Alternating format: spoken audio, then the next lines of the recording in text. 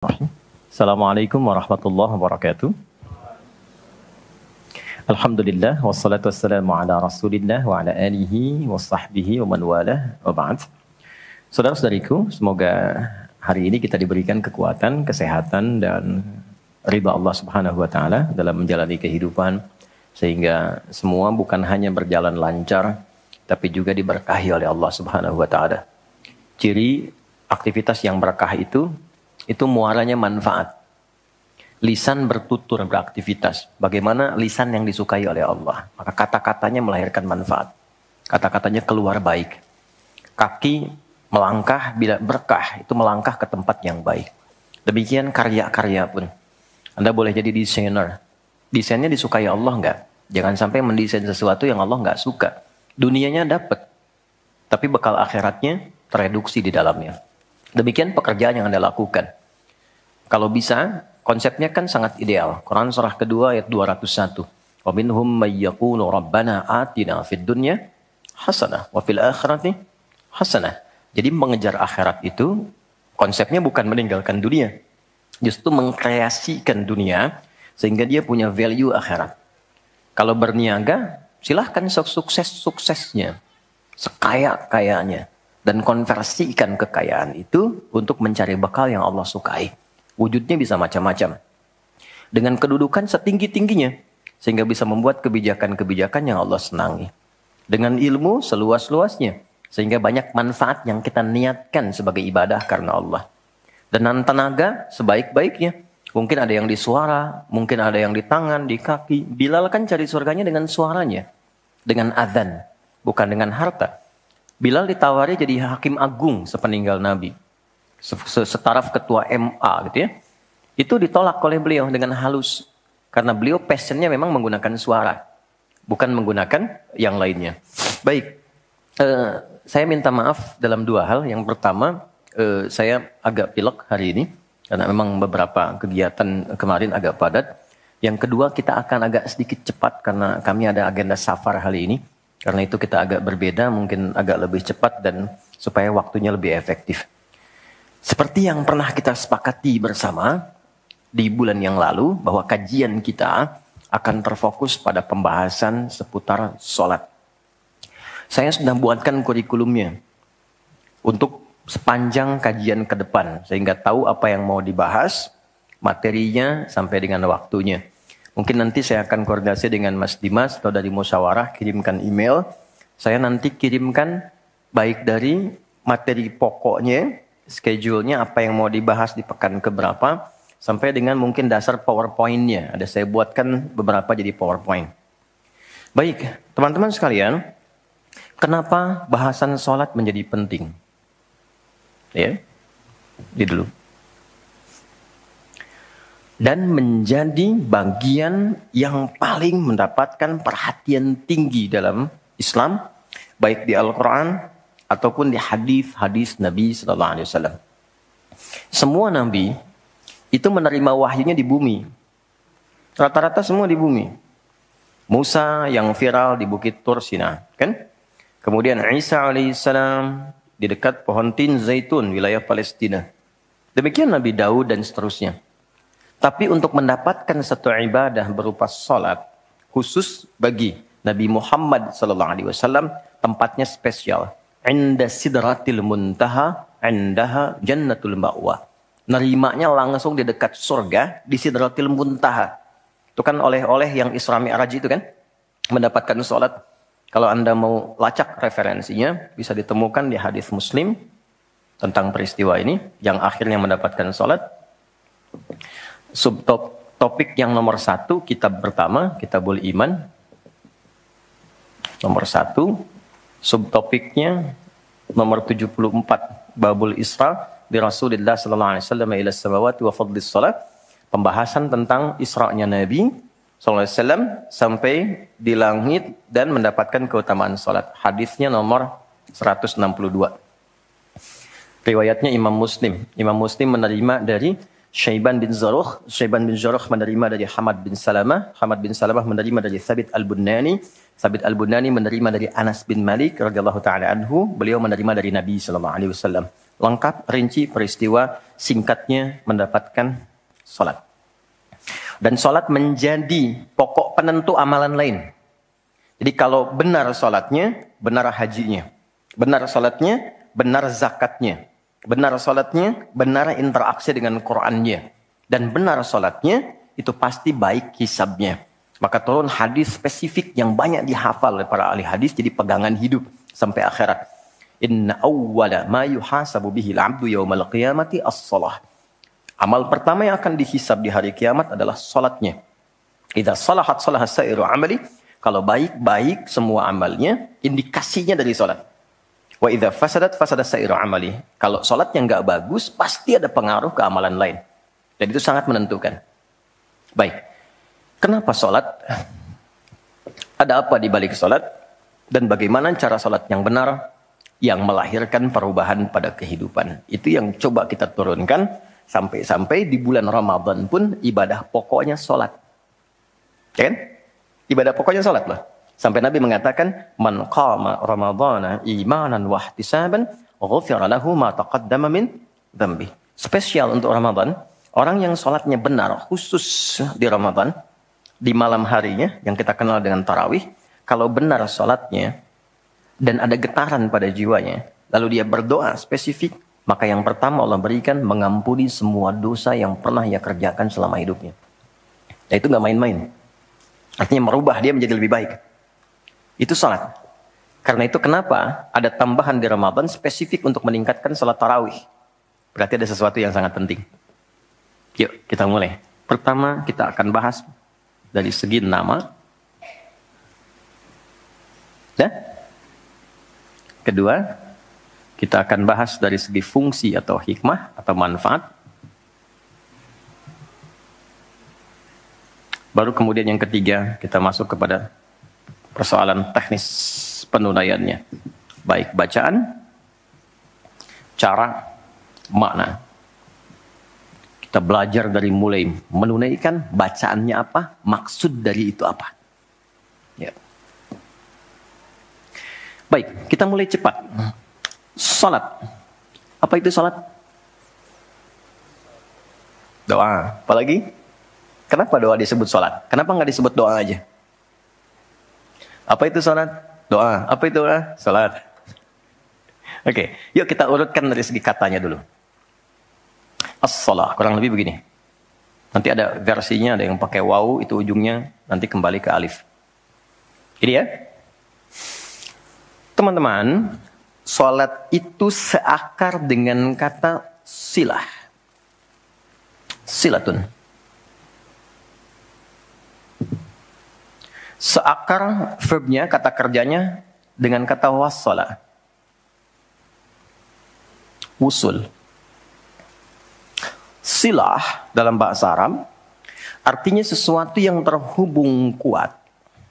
Sehingga dengan erat dan kuatnya ini sulit dilepaskan. Pernah dengar silaturahmi? Ya kan? Kenapa disebut dengan silaturahmi? Karena ada hubungan perhatian kasih yang dalam, sehingga dimanapun dia masih tersambung untuk memperhatikan. Jadi silaturahmi itu bukan begini, bukan Anda kumpul, menyapa di teman yang hadir. Itu bukan silaturahim.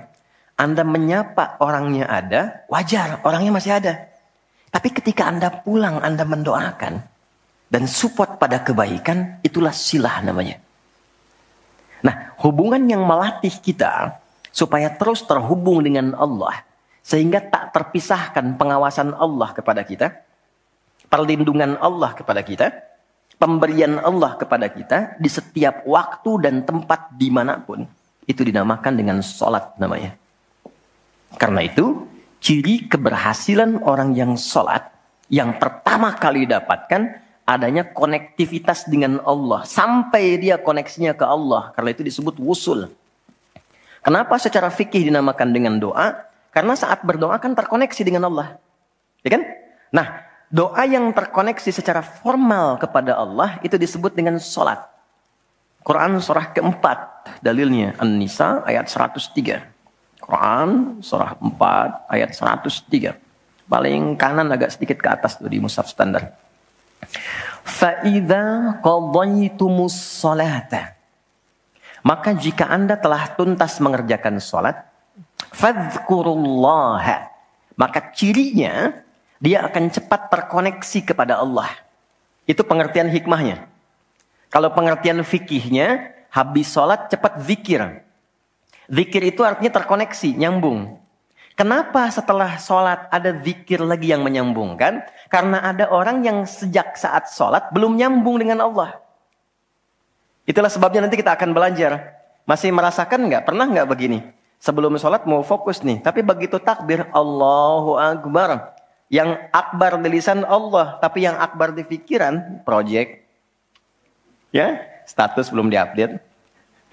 Nyimpan sendal di mana? Jemuran belum diangkat. Ya kan? Ya, pernah nggak suasana itu hadir? Nah kan? Nanti kita akan belajar. Nah, kalau akumulasi semua ingatan itu mengganggu khusyuk kita sehingga kadar khusyuknya kecil dan belum terkoneksi dengan Allah setelah sholat, maka coba zikir sampai nyambung. Idealnya ketika sholat selesai itu punya konektivitas dengan Allah, nyambung. Ingat Allah. Qiyaman. Baru dia berdiri jalan sudah ingat Allah. Makanya kalau ada orang keluar dari masjid dan dia nyambung dengan Allah, itu mustahil tertukar sendal. Oke? Karena saat dia pakai, dia merasa diawasi Allah. Ya Allah salah, bukan punya saya. Yang sayang itu rupanya dia pakai, padahal dia ke masjid nggak pakai sendal. Ini memang ada yang salah dengan sholatnya. Oke? Balik ke sini. Maka kalau dia berjalan, jalannya baik. Kalau dia duduk, bekerjanya baik. Gak mungkin maksiat. Gak mungkin menyentuh yang salah. Karena saat dia menyentuh, dia merasa dilihat Allah. Itu yang disebut dengan ihsan namanya. Di orang yang punya koneksi dengan Allahnya kuat, itu akan mudah menjalani kehidupan. Anda punya koneksi dengan teman-teman yang punya kedudukan tertentu. Aksesnya mudah kan? Anda punya koneksi dengan Allah. Apa yang sulit bagi Allah? Masalah dikecilin. Bukan gak dapat masalah. Masalahnya sama, bagi orang lain besar, bagi si fulan kok ringan. Karena sebelum mendapatinya, akses dia ke Allah tinggi, Allah ringankan untuk diterima di hatinya. Dilapangkan hatinya sebelum menerima persoalannya. Jadi ketika menerima persoalan, dia tinggal senyum aja. Selesai. Macet, yang lain gelisah. Alhamdulillah macet. Bisa hafalan dulu, bisa baca dulu, bisa mengerjakan yang lain dulu. Ini semua dibaca dengan nyaman karena konektivitas yang tinggi dengan Tuhan. Jadi ternyata ketika diminta menunaikan ibadah salat, ada hal yang sangat besar yang Allah ingin berikan kepada kita semua. Saya ingin tanya teman-teman, berapa waktu yang Allah mintakan kepada kita untuk menunaikan salat? Berapa? Tiap hari kita kerjakan. 5 kan? 5 kan? Nomor koneksi dengan Allah. Masih ingat nomornya? 24434 klik. Naik. 2 subuh, 4 duhur, 4 asar, 3 maghrib, 4 isya kan? Ayo bikin status. Ya kan? 5 waktu kan? 5 waktu kan? Kenapa 5 waktu? Salah satunya, karena di dalam Quran diisyaratkan orang yang benar salatnya, sesuai yang dengan yang diajarkan Nabi, sesuai yang diisyaratkan Quran, akan mendapatkan 5 kemuliaan dalam hidupnya yang tidak didapatkan oleh orang yang tidak sholat. 5 ini. Itu yang coba kita akan keluarkan. Itulah sebabnya kenapa sholat sangat ditekankan, kenapa sholat diwajibkan. Karena Allah mewajibkan kita mendapatkan semua kebahagiaan dan kesuksesan yang kita ingin raih dalam kehidupan. 5 ini. Yuk kita mulai. 1. Izinkan saya memulai dari sini supaya kita punya motivasi untuk menunaikan sholat. Jadi kalau nggak tahu yang 5 ini, cara pandangnya kepada sholat jadi beban. Baru aja sujud, dasar lagi. Baru maghrib, udah isya lagi. Kan? Nah, ayo isya. Tadi kan udah maghrib. Kan? Pernah merasakan itu? Karena cara pandangnya menilai sholat sebagai beban. Padahal ketika Allah wajibkan, itu cara mewajibkannya bukan sebagai beban, sebagai motivasi yang mengantarkan pada keindahan. 1, kita cepat. Quran surah ke-20 di ayat yang ke-14. Tafsirnya Quran surah 13 ayat 28. Satu paket. Kita pakai Quran hadis aja ya, biar nggak bisa didebat. Oke, Quran surah ke-20 ayat 14. Innani anallahu la ilaha illa ana fa'budni wa aqimis salata li dzikri. Sayalah Allah, kata Allah. La ilaha illa ana. Gak ada Tuhan yang layak dipertuhankan kecuali saya. Ini kalau kita belajar ngaji tentang tauhid, ya, belajar mengaji tentang dasar keyakinan, akidah. Ini ayat yang paling real, yang paling mudah dipahami, yang paling kuat pengakuannya. Saya coba mengumpulkan koleksi beberapa kitab-kitab yang disucikan. Saya kumpulkan. Nggak ada satupun kecuali di Quran yang tegas mengatakan, Tuhannya langsung mengatakan. Tidak mewakili perwakilan. Sayalah Allah. Satu-satunya yang dipertuhankan, sembah saya. Coba di Quran. Kita simpan ini dalam bab tauhid. Sekarang kita teruskan. Bagaimana cara menyembahmu ya Allah? Fa'budni wa aqimis sholata lidzikri. Tunaikan sholat. Ya, sebagai pembuktian penyembahan kepadaku. Lidzikri. Untuk mengoneksikan dirimu denganku. Satu, sholat adalah pembuktian sebagai hamba. Pembuktian iman. Pelan-pelan. Yang pertama, teman-teman sekalian, ketika Allah menerangkan fungsi salat yang pertama untuk membangun konektivitas yang kuat dengan Allah, itu ternyata dasarnya bukan materi, bukan kedudukan, tapi penghambaan.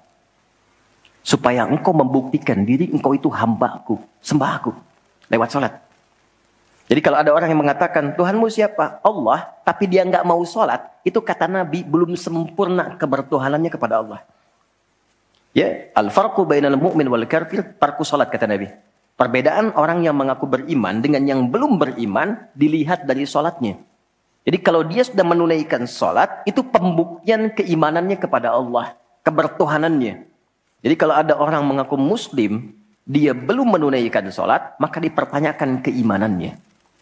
Karena itulah kemudian kata sholat disebut juga di Al-Quran dengan kata iman. Buka Quran surah kedua ayat 143. Lihat di pertengahan. Wa ma kana Allahu liyudhi'a imanakum. Jika ada hamba siapapun menunaikan sholat, aku nggak akan sia-siakan sholat yang dilakukan dengan imannya itu. Maksudnya apa? Akan dibalas, diberikan perhatian sesuai dengan kadar sholatnya. Disebut dengan iman. Dan yang paling dahsyat, ketika seseorang sholat menghamba, kan gerakannya ruku, sujud, menghamba kan? Maka naik statusnya dari sekedar manusia biasa menjadi abdun. Teman-teman, ini rahasia besarnya. Perintahnya, fa'budni, yang kita baca, iyyaka na'budu, asal katanya dari kata abada, orangnya abdun. Jamannya ibad. Dan tidak pernah disebutkan dalam Quran kata abdun kecuali untuk mengangkat derajat hamba di hadapan Allah. Contoh. Nabi Muhammad ketika peristiwa Isra dan Mi'raj dipanggilnya dengan nama apa? Quran surah 17 ayat 1. Subhanalladzi asra bi'abdihi. Tidak disebut Nabi, tidak disebut Rasul, tapi abdun. Nabi Sulaiman ketika diberikan kekuasaan besar, punya kedudukan yang hebat sampai menundukkan awan. Ya, sebelum Songgohan punya awan kinton, Nabi Sulaiman sudah punya duluan. Suzuki Yatanabe tahun 96 kan, bikin komiknya. Saya nggak terlalu baca itu atau tonton, tapi saya tahu. Itu awan ditundukkan, angin bolak-balik. Ketika mendapatkan kedudukan itu, sifat yang disebutkan abdun, bukan Nabi, bukan Rasul. Quran surah 38 ayat 30. Wa wahabna li Dawuda Sulaiman ni'mal abdu. Oke, Nabi Zakaria alaihissalam ketika akan diangkat statusnya dari suami menjadi ayah dan sudah berharap tinggi, dikabulkan, naik status, diberikan anugerah, disebutnya dengan abdun. Quran surah 19 di ayat yang kedua. dzikra rahmati rabbika abdahu Zakaria. Nabi Nuh diangkat status memimpin kelompok generasi manusia setelah Nabi Adam. Naik ke kapal, jadi pemimpin besar. Begitu diangkat, yang disebut statusnya abdun. Quran surah 17 ayat 3. Innahu kana abdan syakura. Kenapa disebutkan abdun? Abdun itu sifat penghambaan. Semakin tinggi ibadahnya, semakin tinggi pendekatannya ke Allah, semakin diangkat.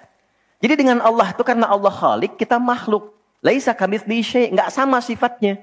Jadi kalau ke Allah itu jangan terlalu ngangkat. Kalau tinggi direndahkan, kalau rendah ditinggikan. Karena itu kenapa saat sholat kita merendah supaya ditinggikan. Itu poinnya. Jelas ya? Itulah sebabnya kenapa Nabi dijamin surga, turun surah Al-Kautsar itu. Satu-satunya Nabi yang sebelum wafat turun surganya. Rasulullah. Dengan turunnya surah Al-Kautsar. Kenapa? Salah satunya karena ibadahnya. Coba lihat.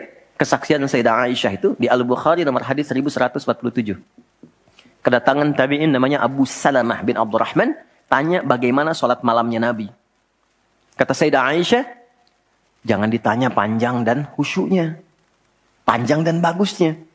Beliau memang sholatnya 4 rakaat di awal. Tapi jangan tanya panjang dan bagusnya. Beberapa sahabat dulu pernah pengen tahu, penasaran. Diikuti sholat di belakang Nabi. Ternyata rakaat pertamanya. Dikira Al-Baqarah 100 ayat. Akan ruku. Ternyata disambungkan ke 286 ayat sampai selesai.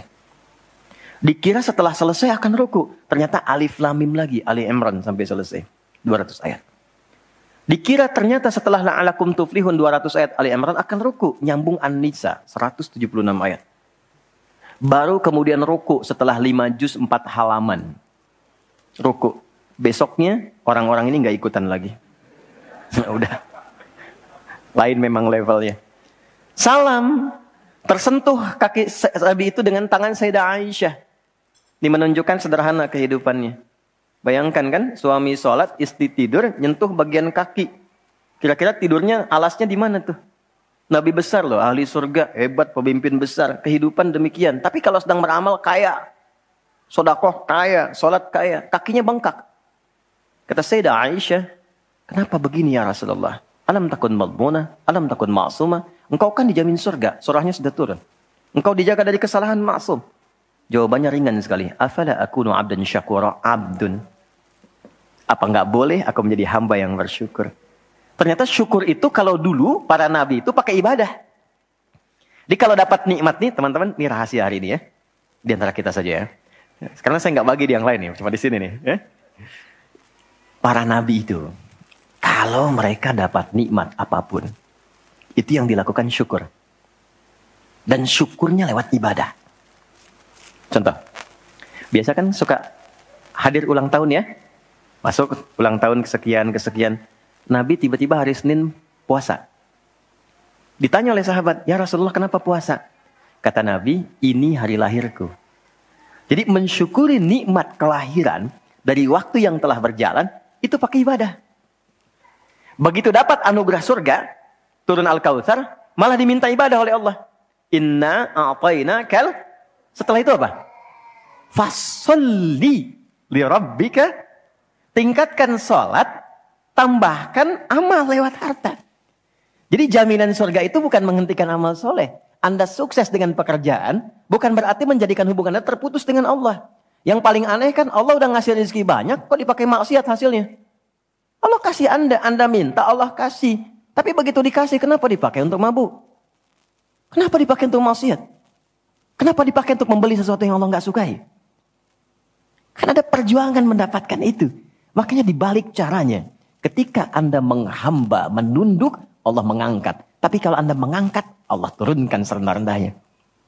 Ini rumus pertama. Jadi ternyata ketika kita diminta menghamba dalam sholat, itu adalah jembatan pertama bagi Allah untuk mengangkat kita dengan derajat tertinggi. Paham? Oke, satu. Jadi kalau ke anak-anak begini kalau tanya, Mah kenapa sih harus sholat? Supaya kamu jadi hebat. Gitu. Kok bisa? Lihat Umar. Sebelum sholat. Orang biasa. kerjanya begini, cuman jalan-jalan, mabuk dan sebagainya. Tapi setelah sholat, dia jadi pemimpin yang sangat hebat. Dia hafal sekian bahasa. Dia dirikan sekolah-sekolah. Pemikirannya hebat, tangguh orangnya. Di mana-mana dikagumi. Itu. Kalau ada karyawan Anda bertanya, kenapa Pak harus sholat? Supaya kita makin sukses proyeknya. Makin banyak omsetnya. Coba lihat Abdurrahman bin Auf. Bukankah sebelum dia sholat dia kaya tapi biasa, malah hilang kekayaannya. Tapi setelah dia sholat dan dia praktekkan makna-makna dalam sholat, meningkat level kekayaannya sampai yang ketiga tertinggi. Dari kaya, kaya banget, kebangetan kayanya. Tuh, kapaknya terbuat dari emas kan? Abdurrahman bin Auf. Itu setelah sholat. Itu viral sekali kisahnya. Ya, jadi ini bagian pertama. Jadi ketika ada panggilan hayya 'alas shalah, atas jak Allahu Akbar, rasakan panggilan itu ingin mengangkat derajat kita. Jadi kalau panggilan sholat itu dipahami sebagai hanya tuntutan ibadah, nanti jadi beban. Allahu Akbar, masih ngantuk ya Allah. Tapi ketika Anda sudah merencanakan, kan malamnya kita bikin kurikulum, kan kegiatan kita tuh nyambung. Malamnya istighfar, menyiapkan kurikulum untuk besok. Istighfar itu mengoreksi yang belum bagus apa hari sebelumnya. Katanya pengen ke surga, surganya Firdaus, tapi sholatnya masih bolong-bolong. Baca Quran belum maksimal, sedekah belum ada. Kita koreksi besok terencanakan. Saya pengen sholat di tempat ini. Besoknya saya akan misalnya mengerjakan ini, capaiannya ini. Bikin kurikulum A sampai Z. Begitu kita bangun tidur, dipanggil. Allahu Akbar. Yang kita siapkan itu tadi, rencana. Dibawa menghadap Allah, minta kemudahan. Minta perlindungan, minta pengangkatan. Makanya kenapa sholatnya disebut subuh dari kata asbah. Sesuatu yang sudah siap dengan rencana. Wasubhi idza tanaffas. Quran surah 81 ayat 18. Di orang Islam itu bangun dari tidur, dia sudah punya rencana yang mau dia siapkan ke depan apa. Jadi nggak ada ceritanya ke depan bingung. Jam 7 mau kerjakan apa, 9 ada di mana. Rencana itu dibawa menghadap Allah. Dalam sholatlah kita mintakan kemudahan. Itulah pengantar pengangkat derajat. Jadi ketika azan berbunyi kalimatnya Allahu Akbar. Ini peluang saya. Jelas? Halo, jelas? Alhamdulillah. 2, masih di sini. 2. Wa aqimis sholata lidzikri, tunaikan salat untuk mengingatku. Apa manfaat zikir? Apa manfaat zikir? Kembali ke Quran surah 13 ayat 28. Ala bidzikrillahi tatmainnul qulub. Yakin, ala itu harful ikhbar wa taukid. Huruf yang berfungsi menginformasikan dan menegaskan. Kata Allah, yakinkan pada jiwamu. Semakin banyak engkau berzikir, dampaknya semakin tenang hatimu. Jadi kalau sedang gelisah, zikir, bukan update status. Ingat ya? Karena mengupdate status, mencurahkan pada media sosial, tidak menghilangkan kegelisahan. Dan tidak menyelesaikan masalah. Bintaro macet ya. Apa dengan dibuat macet selesai? Tidak. Nggak nyangka ya dia seperti itu. Nyangka. Ketika ada orang mengatakan nggak nyangka, sedang nyangka dia tuh. Dan tidak selesai masalahnya. Apa kata Quran? Jika Anda sedang gelisah, optimalkan zikir. Apa itu zikir? Semua jenis kegiatan yang menyambungkan kita dengan Allah. Misal, doa. Doa itu di Quran disebut zikir. Quran surah 7 ayat 205. Wadhkur rabbaka fi nafsika tadarruan wa khifatan wa dunal jahri minal qaul. Kalau Anda sedang gelisah banyak persoalan, alih-alih mengeluh, angkat tanganmu minta kepadaku. Bukankah saat berdoa menjadi semakin tenang? Solusi belum datang, tapi hati lebih tenang kan? Dan jiwa yang tenang itu melahirkan pemikiran yang gemilang. Hasil yang cemerlang. Jadi begitu kita lebih tenang, lebih mudah menanti solusi. Anak belum pulang, doa. Besok ada ujian, doa. Ada proyek mau dilakukan, kita gelisah, doa. Itu fitrah. Quran itu disebut zikir. Quran surah ke-15 ayat 9. Inna nahnu nazzalna dzikra wa inna lahu lahafidhun. Kalau sedang gelisah, masalahnya kompleks, ambil wudhu, ambil mushaf, buka. Itu baru pegang mushaf, baru buka. Dampaknya ke hati itu kuat. Begitu Anda baca dengan suasana yang tenang, nyaman ke jiwa. Yang paling dahsyat kadang-kadang dibuka mushafnya, acak keluar ayatnya sesuai dengan masalah kita. Tuh. Itu Quran. Ya. Apalagi kalimat thayyibah. Subhanallah, alhamdulillah, Allahu akbar, masya Allah, astagfirullah. Itu zikir. Quran surah 4 ayat 103. Fa idza qadaytumus salata fadhkurullaha. Makanya ketika Anda mendapatkan nikmat, alhamdulillah, hati lebih tenang. Tidak menggunakan nikmat dengan hal-hal yang tidak positif. Ada sesuatu, astagfirullah. Ada keluhan, ya Allah. Lebih tenang. Akumulasi semua bentuk zikir itu ada dalam salat. Di salat ada subhanallah? Ada. Ya. Di salat ada alhamdulillah? Ada. Di salat ada Allahu Akbar? Dibuka dengan takbir. Di salat ada Quran? Ada. Al-Fatihah, Quran. Kita salat baca Quran. Apa lagi?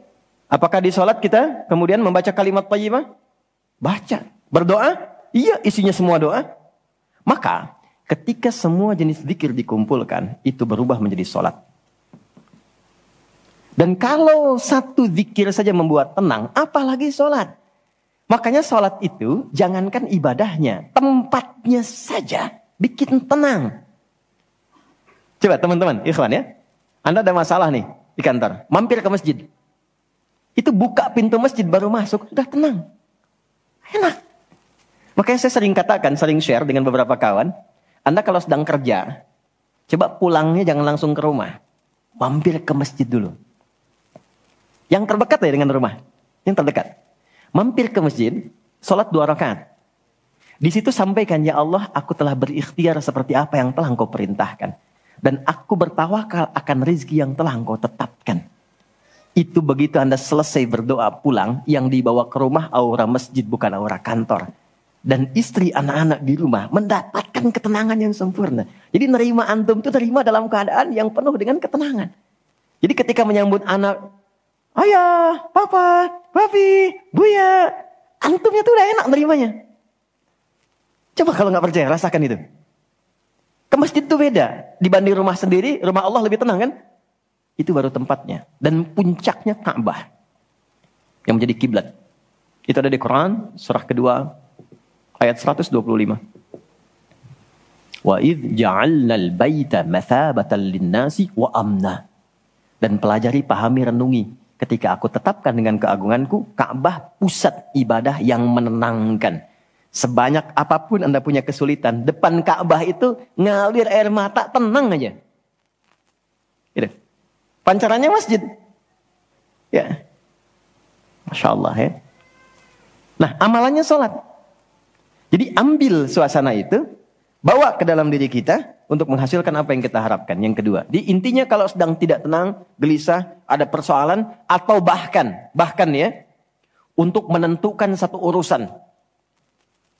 Kalau Anda bingung, merasa ada saingan yang tidak sehat, merasa ada orang-orang yang mungkin mengganggu, lakukan sholat sebelum berangkat.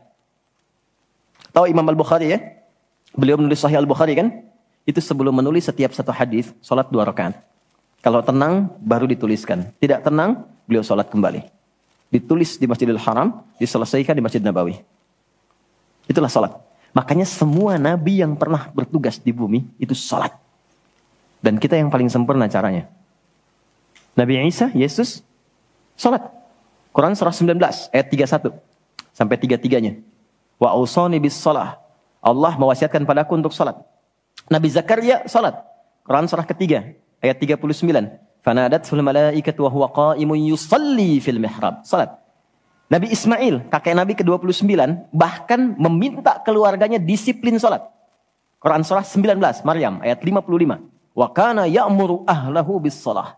Jadi kalau kita urutkan dari awal sampai ke Nabi Muhammad SAW, atau kita tarik mundur dari Nabi Muhammad ke Nabi Adam AS, tidak ada satupun Nabi yang bertugas di bumi kecuali mereka salat. Muhammad SAW bin Abdullah bin Abdul Muttalib bin Hashim bin Abdul Manaf bin Qusay bin Murrah bin Kilab bin Ka'ab bin Ghalib bin Fihir bin Malik bin Nadar bin Kinana bin Khuzaimah bin Mudrika bin Ilyas bin Nizar bin Mudar bin Ma'ad bin Adnan bin Adi bin Adri bin Muqawwam bin Nahur bin Ya'rub bin Yasjub bin Ismail AS, bin Nabit bin Ismail AS, bin Ibrahim AS, bin Adhar bin Nahur, bin Abir bin Kinan bin Al-Fakhshad bin Sam bin Nuh AS, bin Mihlail bin Matushala bin Kinan bin Anwas bin Tith bin Adam AS. Semua tersambung. Ayo ulangi. Semua sholat. Oke? 3. Quran surah 29 ayat 45. Salat bila dikerjakan dengan benar akan merubah pelakunya menjadi lebih baik. Secara singkatnya, salat mendidik kita menjadi pribadi yang baik. Nah, sumber keburukan itu yang menjadi lawan dari baik itu ada 2. Jadi kalau ada orang yang tidak baik, anak yang kurang baik, ayah yang kurang baik, ibu yang kurang baik, itu artinya ada satu dari 2 ini yang melekat pada dirinya. 1 disebut dengan fahsya.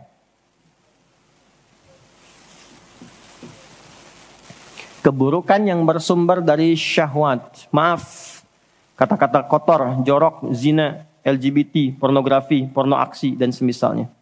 Itu fahsya. Jadi nggak mungkin orang sholat, kata-katanya jorok. Perilakunya menyimpang. Nggak mungkin. Karena sholat mencegah itu. Atau mungkar, maaf, keburukan yang bersumber dari nafsu perut dan akal. Mencuri, korupsi, mencela, berdusta, membunuh, merampok, menyakiti, dan semisalnya. Itu mungkar. Makanya ketika seseorang berbuat itu hatinya mengingkari. Itu disebut mungkar. Hatinya mengingkari. Maka orang sholat pasti bila sholatnya benar. Karena dia tersambung dengan Allah. Fahsya dan mungkarnya tertekan. Yang muncul jiwa baiknya, jiwa takwanya. Ketika yang muncul kebaikannya, yang buruknya ditekan. Maka yang keluar dari semua bagian tubuhnya semuanya perilaku baik. Itulah sebabnya ketika Allah berfirman tentang hal ini, disampaikan di Quran surah 29 ayat 45. Inna sholata tanha anil fahsya wal munkar. Mengujinya gampang. Kita uji dengan sejarah pendekatannya. Semua masyarakat di era Nabi, itu kan sebelum masuk Islam perilakunya itu sangat menyimpang. Tidak kenal kebaikan. Tak kenal kebaikan itu jahlun namanya. Orangnya jahil. Kalau disatukan jadi jahiliyah. Gak kenal kebaikan. Ya, maaf, yang mencuri banyak, zina khatam. Ya, perilaku menyimpang banyak. Disebutnya jahiliyah. Tapi ketika datang risalah Islam, yang diajarkan pertama salat. Salat merubah mereka dari jahiliyah menjadi khairu ummah. Kalau ada yang paling jujur itu, yang paling dermawan itu, yang paling baik itu, paling disiplin itu. Kok bisa salat ditunaikan bisa merubah seseorang jadi lebih baik? Ada sesuatu dalam salatnya. Itu yang nanti kita akan pelajari. Itulah sebabnya kenapa anak-anak dari kecil usia 7 tahun khususnya yang diajarkan sholat. Masih ingat hadisnya? Ya, saat anak berusia 7 tahun ajarkan sholat. 10 tahun dia masih malas, beri pelajaran yang membuat dia mengerti. Bukan berarti harus memukul ya. Kalau di Arab adatnya begitu, itu biasa. Doroba itu memberi pelajaran maksudnya. Kurangi uang jajannya, berikan pelajaran yang baik kepada dia supaya mengerti kenapa mesti sholat. Kenapa dari usia 7 tahun? Supaya anak itu tumbuh jadi baik. Itu maksudnya. Cuma anak sekarang advance. Gen Z yang sekarang itu sebelum sholatnya sempurna, TK sudah manasik ya. Enggak apa-apa sih, cuma ini maksimal dulu yang kedua ya. Oke, 4, saya cepat karena waktu kita terbatas. 4. Sholat bila dikabulkan, bila dilakukan dengan benar. Saya ulangi, sholat bila dilakukan dengan benar. Sesuai isyarat petunjuk Al-Quran dan contoh yang disampaikan Nabi, maka bisa mempercepat terkabulnya doa.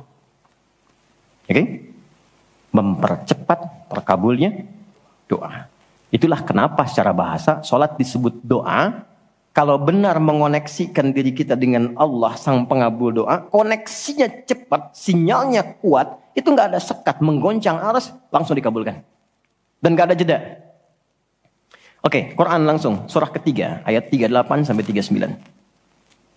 Surah 3 Ali Imran, ayat 38 sampai 39. Kita belajar dari kisahnya Nabi Zakaria alaihissalam.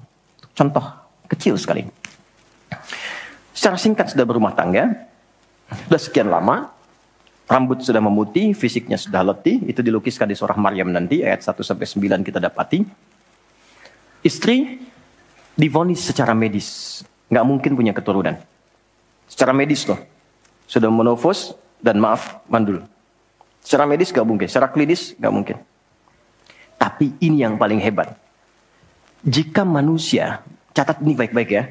Jika manusia sudah menyimpulkan nggak bisa, itu tanda langsung dari Allah supaya menengadahkan permohonan langsung kepada Allah tanpa campur tangan makhluk. Karena Allah ingin mengabulkan apa yang Anda minta secara langsung, bukan lewat campur tangan makhluk. Baca itu. Dan pahami untuk tidak putus ikhtiar. Jadi kalau rahmat Allah itu jangan dibawa dengan putus asa. La taqnatu min rahmatillah. Jangan pernah putus asa. Jadi jangan ada bahasa begini, ya nggak mungkin, ya nggak bisa. Jangan diambil. Begitu orang mengatakan nggak mungkin, itu tanda dari Allah. Allah ingin memberikan langsung tanpa campur tangan manusia. Maka apa yang dilakukan Nabi Zakaria? Beliau kemudian sholat di mihrabnya Maryam. Ini saya sedikit bahas tentang mihrab, sedikit saja. Quran surah 3 dulu, di ayat 37. Di paling kiri sebelah bawah, pojok di mushaf standar. Secara singkat saja, mihrab itu satu tempat yang fungsinya mempercepat terkabulnya doa dan mendatangkan rezeki dari sisi yang tidak diduga. Awas, kita bicara keimanan ya. Dan di situ dipertaruhkan. Mihrab ini tidak harus lebar dan luas. Sehamparan sejadah nggak ada masalah. Yang penting kita gunakan untuk ibadah saja. Di luar ibadah keluar. Itulah kenapa tempat imam disebut mihrab. Kenapa? Karena imam mewakili makmum untuk memohon kepada Allah dalam sholat berdoa. Makanya kualifikasi imam mesti khusus, bukan imam biasa. Baik. Kemudian, tidak harus di masjid, di rumah boleh dibikin. Maryam pernah dibuatkan mihrab. Saat beliau mengkhususkan diri ibadah, di situ apa yang terjadi? Fataqabbalaha rabbuha biqabulin hasanin wa ambataha nabatan hasanan wa kaffalaha Zakaria. Kullama dakhala 'alayha Zakaria al-mihrab wajada 'indaha rizqa. Qala ya Maryam anna laki hadha? Qalat huwa min 'indillah. Innallaha yarzuqu man yasha' bighairi hisab. Ini poinnya. Setiap Nabi Zakaria mengantarkan kebutuhan Maryam, pakaiannya, makanannya, kebutuhannya, itu sudah ada. Dan ingat, status Nabi Zakaria itu nabi loh. Beliau tahu itu pasti dari Allah. Tapi ingin dikonfirmasi apakah pendidikan beliau selama ini sudah meresap pada jiwanya atau belum. Ditanya, Maryam dari mana semua ini? Maka beliau jawab, Maryam jawab, huwa min indillah. Paman, ini semua dari Allah. Baik ya?